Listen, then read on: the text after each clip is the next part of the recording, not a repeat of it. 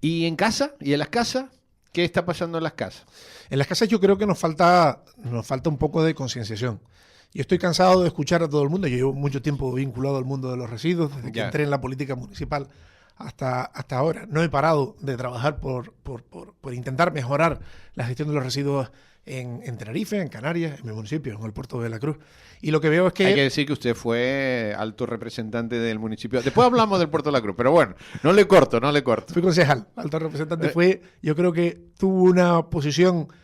yo creo que de lujo, que es ser concejal en el de gobierno, un ayuntamiento como el Puerto de la Cruz, en el gobierno y en la oposición. En los dos. En los dos casos estuve. Y después hablamos de eso. A ver, perdone que le haya cortado. Pues a nivel doméstico, yo creo que lo que está ocurriendo es que falta concienciación. Todos, si a todo el mundo le preguntamos si estamos de acuerdo con el reciclaje, como todo el mundo lo entiende. Todo el mundo dice que sí. Todo el mundo dice que sí. Pero ¿sabe que reciclamos menos? Los datos van a peor, no van a mejor. Bueno, aquí en Canarias estamos mejorando. Miren que se han gastado miles y miles de millones de euros en publicidad con la empresa esta, ¿cómo se llama? Ecoembes.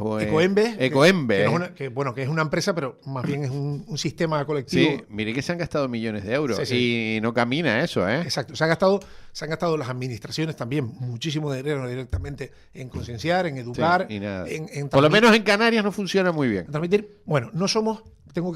¿Qué pasa ahí? Tengo que reconocer que en Canarias no somos los peores de España. Estamos dentro de la parte superior de la tabla. Sí. Las cosas han venido haciendo bien a lo largo del tiempo, pero es insuficiente.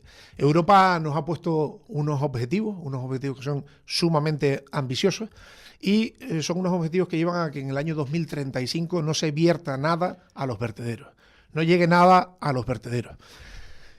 ¿Y cómo va a ser eso? Esto es posible. Ya, por ejemplo, hay comunidades autónomas que ya lo cumplen, como puede ser Baleares, como puede ser la comunidad autónoma, el País Vasco, en Cataluña están muy próximos, La Rioja. Bueno, hay varias comunidades autónomas en España que ya lo han conseguido, pero lo han conseguido dando un paso de forma inteligente. Han apretado todo lo posible en la clasificación de residuos, en la separación, pero también han implementado lo que es la valorización energética de aquello que no se puede recuperar, que aproximadamente es un 10% del residuo. Y, por ejemplo, en comunidades autónomas como, entre las que nombraba, está el País Vasco, recientemente es la última comunidad autónoma que ha implantado un sistema de valorización energética, que para que todo el mundo lo entienda, no es más que una incineración absolutamente responsable y eficiente, en la que se recupera prácticamente la totalidad del proceso de combustión. No llega nada prácticamente a la atmósfera. Porque se convierte en energía. En energía, se captan gases para otras utilidades industriales, etcétera, etcétera. Bueno, esta es una medida que no es una medida que nos vayamos a inventar nosotros aquí en Canarias ni en España. Si analizamos los datos de gestión de residuos en toda Europa, nos damos cuenta de que quienes supuestamente lo están haciendo mejor cuentan con un porcentaje elevado dentro de la recuperación de residuos o de la gestión de residuos de esa valorización energética, y hablo de Alemania, hablo de Bélgica, hablo de Finlandia, de Noruega. Son países en los que han identificado la necesidad de tirar de esa tecnología de producción de energía a partir de los residuos, pero también de una correcta separación. A nosotros nos falta avanzar mucho desde el origen, pero también al final. No podemos seguir llenando huecos de nuestro territorio limitado, fragmentado, extremadamente protegido con basura. Esto es algo ridículo, máxime, atendiendo a que en Canarias estamos produciendo el 80% de nuestra energía a partir de la combustión de energía fósil. Hay que corregirlo. Estamos ahora mismo pues trabajando intensamente por definir las líneas que vamos a seguir en estos próximos años. Queremos que sean líneas serias, que sean líneas concretas y sobre todo que sean líneas que vengan con ficha financiera y que sirvan para algo, no solamente para eso que se ha hecho y sobre todo se hizo en el último mandato en Canarias, o en el pasado mandato en Canarias, que llaman el greenwashing, y sobre lo que ya Europa ha pedido que se regule y que se acabe con ello. Bueno, está hablando de incineradoras, que saben el conflicto que tiene aquí la palabra esa, nada más. Nadie conoce. Pues mire, yo he estado ¿Dónde había una incineradora en el centro? Pero no ahora, hace 40 años, ¿eh? Exacto. En el centro de Bruselas. Sí, sí. Había una incineradora de basura, pero en el centro de la ciudad, además muy, muy bonita, ¿no? Sí, sí. Y allí estaban quemando la basura, claro, estaban produciendo energía. Sí, es verdad que durante muchísimos años en el mundo, y en Europa concretamente, se instalaron incineradoras como medida de emergencia para acabar con esa acumulación desmedida de residuos. El crecimiento de las grandes urbes conllevaba que se registraran grandes cantidades de residuos y no se sabía qué hacer con ellos. Los procesos de separación, los procesos de reciclaje eran muy básicos y por tanto no se permitía, no podían avanzar en la reducción. Bien, hoy en día esto ha cambiado radicalmente. Hoy en día hay grandes sistemas de separación, grandes sistemas de reciclaje que nos permitirían sacar del cubo de la basura y poder reutilizar y meter dentro de la cadena de valor aproximadamente el 90% de los residuos. Pero hay un 10% con el que no se puede hacer absolutamente nada. Y lo peor que se puede hacer, y además está demostrado, está demostrado científicamente que no se puede hacer otra cosa y que además son altamente contaminantes el proceder, o es altamente contaminante el proceder a enterrarlo. Este 10% en la gran mayoría de los países de Europa se ha decidido que tienen que pasar por esa valorización energética. Insisto, una valorización energética que no tiene nada que ver con la del siglo pasado.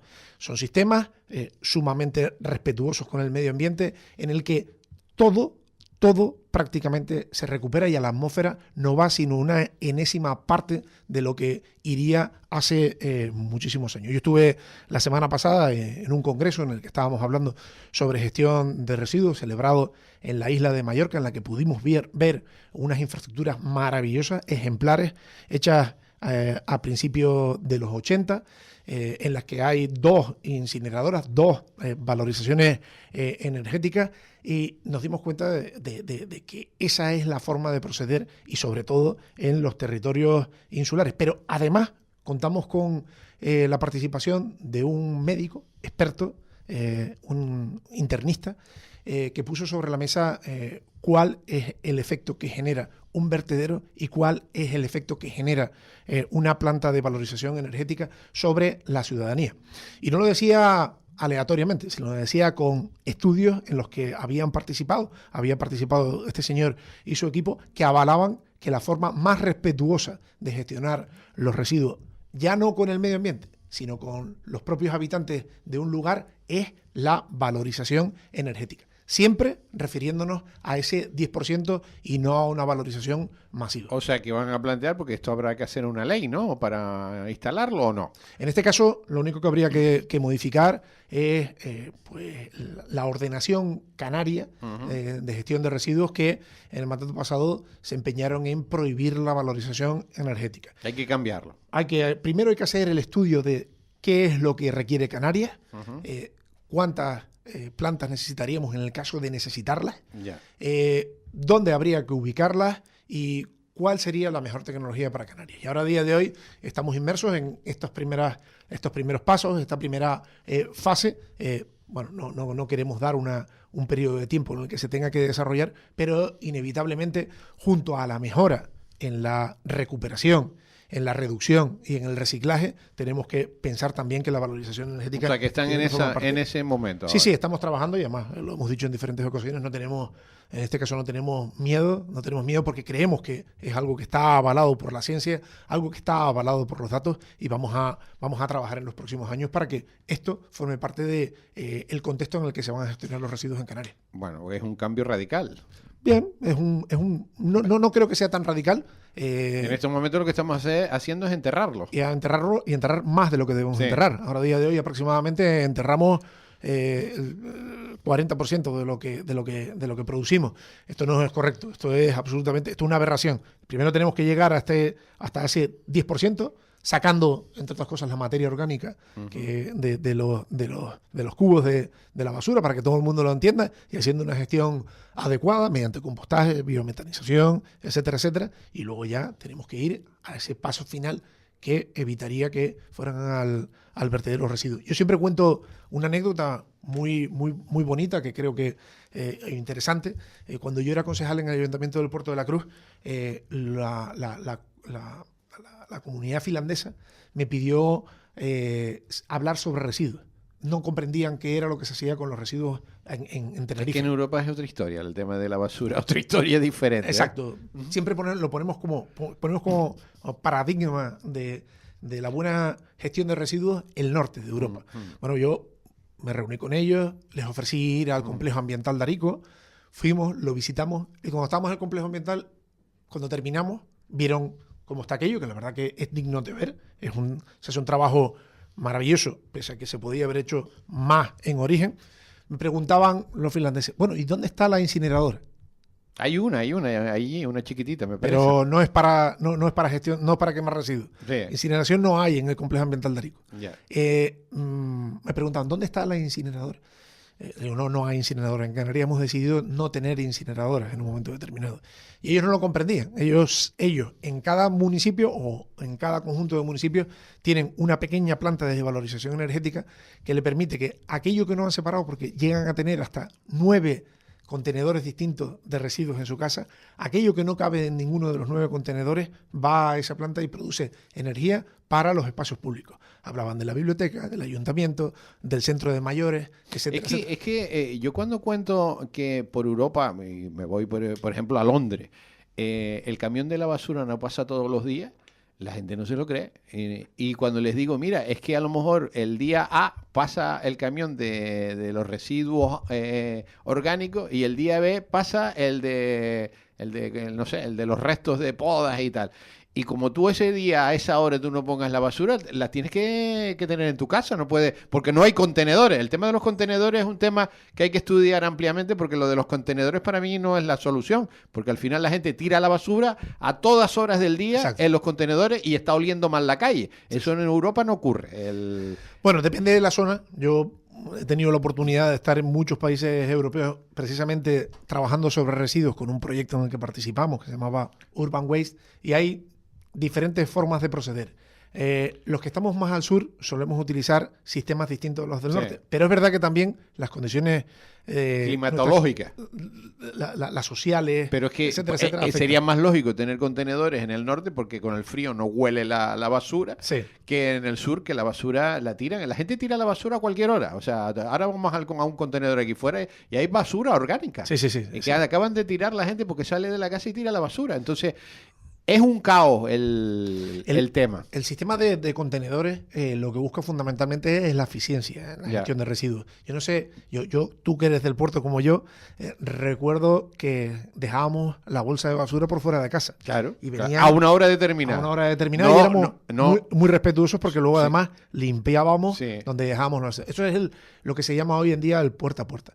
Esos son sistemas que son bastante caros. Son sistemas que hacen que la recogida sea más lenta, pero claro, pero todo esto en Europa lo tienen resuelto porque las casas están preparadas para toda esta historia, que en Canarias no, bueno, yo digo en Canarias no está, y en Europa tienen los contenedores dentro de las casas, los tienen bien organizados, los tienen bien aislados, los tienen para tirar la basura en cada lugar y para esa basura estar varios días allí, además.